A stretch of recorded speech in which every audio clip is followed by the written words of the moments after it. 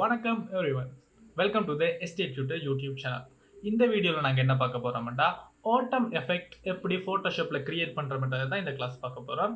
So அதாவது ஒரு sunset டைமில் வர மாதிரியான ஒரு எஃபெக்டை எப்படி நாங்கள் இமேஜை வச்சு ஃபோட்டோஷாப்பில் எடிட் பண்ண போகிறோம்ன்றது தான் ரொம்ப ஈஸியான முறையில் நாங்கள் பார்க்க போகிறோம். ஸோ வாங்க வீடியோக்குள்ளே போகலாம்.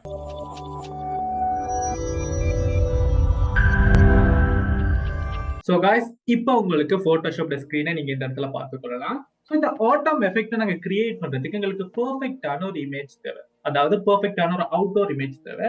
இந்த இடத்துல நீங்கள் ஒரு பெர்ஃபெக்டான இமேஜ் பார்க்கலாம். இந்த இமேஜ்ல ரெண்டு ஸ்டெப்பை செய்யறதன் மூலம் எங்களுக்கு ஆட்டம் எஃபெக்ட், அதாவது சன்செட் எஃபெக்டோடைய ஒரு இமேஜ் எங்களால் கொண்டு வர முடியும். முதலாவது நீங்க என்ன செய்யுங்க, உங்களுடைய லேயர் பேனலை பக்கத்துல வச்சுக்கோங்க. ஓகே, ஸோ லேயர் பேனல் பக்கத்துல இருக்கு. முதலாவது லேயர் பேனல்ல இருக்கக்கூடிய அட்ஜஸ்ட்மெண்ட் ஆப்ஷன்ல இருக்கக்கூடிய சேனல் மிக்சரை நீங்க எனபிள் பண்ணுங்க. அதாவது லேயர் பேனல்ல இருக்க சேனல் மிக்சர் என்ற ஒரு சப்ஜெக்டை நீங்க எனபிள் பண்ணுங்க. நான் இந்த இடத்துல கிளிக் பண்ணிடுறேன். உடனே நீங்க இந்த இடத்துல வடிவா நோட் பண்ணலாம், எங்களுடைய லேயருக்கு மேல சேனல் மிக்சர் லேயர் கிரியேட் ஆயிருக்கு. சோ இது அப்படியே இருக்கட்டும். இப்ப நாங்க என்ன செய்ய போறோம்னா, பேனல்ல வந்து இந்த சேனல் மிக்சர்ல சில சேஞ்சஸ் பண்ண போறோம்.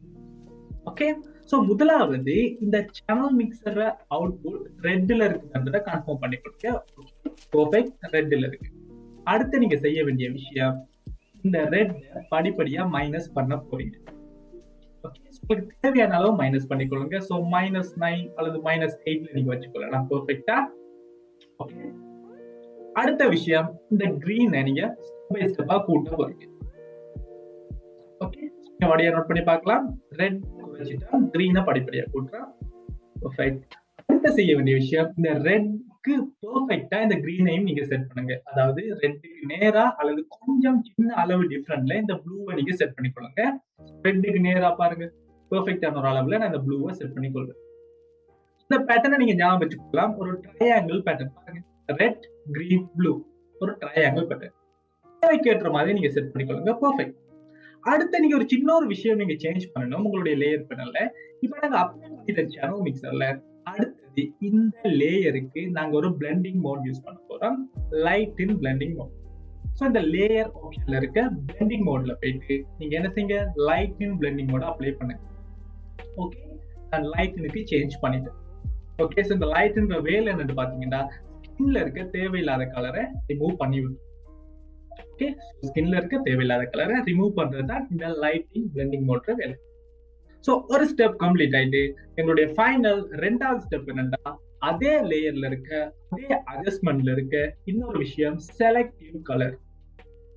ஓகே, செலக்டிவ் கலர் நான் இந்த இடத்துல எனபிள் பண்ணிடுறேன். ஓகே, செலக்டிவ் இந்த இடத்துல நான் செலக்டிவ் கலர் வந்தோடனே அதே மாதிரி ஒரு ஆப்ஷன் இந்த இடத்துல உங்களுக்கு ஓப்பன் ஆகுது. சோ பாருங்க, சில கலர் ஆப்ஷன் எங்களுக்கு தந்திருக்காங்க, சயன், மஜெண்டா, yellow, black.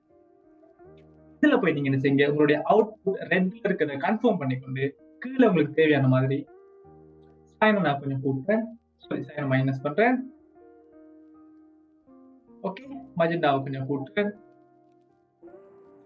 உங்களுக்கு தேவையான மாதிரி கொஞ்சம் கூட்டிக் கொள்ளலாம். உங்களுடைய எஃபெக்ட்டுக்கு ஏற்ற மாதிரி கூட்டிக் கொள்ளலாம்.